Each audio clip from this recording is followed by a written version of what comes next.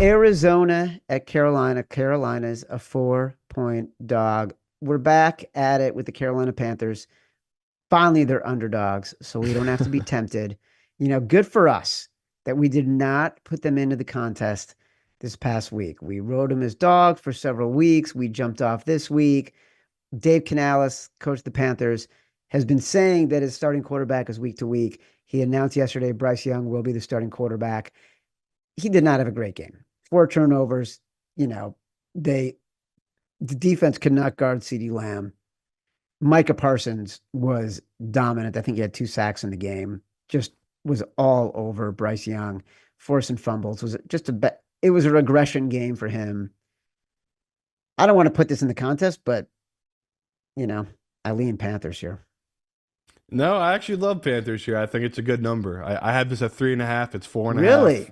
Yeah, again, it's not one like we're not getting 2 points of value. It's nothing crazy, but yeah, I love the way this Panthers team plays offensively, and especially the way they match up for this Cardinals team defensively. Cardinals are a team that they'll basically let you drive up and down the field. They just can stop you in the red zone, and we kind of seen since the Panthers have come back from that bye week that it feels like that's one of the things that's really improved with Bryce Young's game is his playing style inside the red zone, his decision making inside the red zone. So, like you just said, that was the worst game they've had in weeks last week, and that to me is the nervous part, chat, where it's like, did they get a lot of bad habits once again? Did Bryce Young get some bad habits again last week and that are going to carry over to this game? Because Arizona, as much as we like to beat up on them, they're a playoff, basically a borderline playoff team that's been overall played pretty well this season. Like they're a team that, if Kyler shows up, they would probably be leading their division this year. Like he's had a lot of games where he's disappeared. So,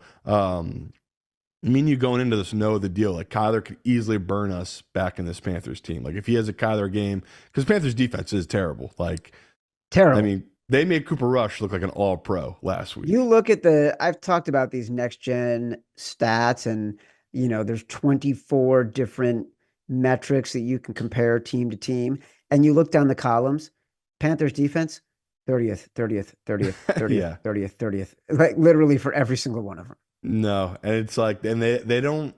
There's no way of hiding it because we already talked about it. I think it was Derek Brown. Like they've lost some key guys early in the year that like they already were thin. They lost basically their best defenders, and it's like only gotten worse. So yeah, that's why your hesitation here, Chad. I get. There's other dogs I like more. It's just I'm basically playing the model and my faith in the Panthers, where it's like this Cardinals team. We've seen it time and time again now. If Kyler doesn't show up, they could easily lose these games, and the fact that you can get plus 175 right on the money line of the Panthers just feels like it's too inflated for this Cardinals team. I for a second there, I thought you were going to say you loved Arizona, and it's been such a weird year that if you had said that, I honestly, it would have made me feel worse than any time we had contradicted each other the entire year. Because then I just would have felt like I might as well be throwing darts.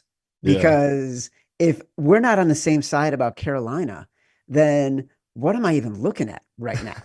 That's how. I do that's have some honestly chalk favorites I like, but yeah, that's not the one. That's honestly how I would have felt about that game.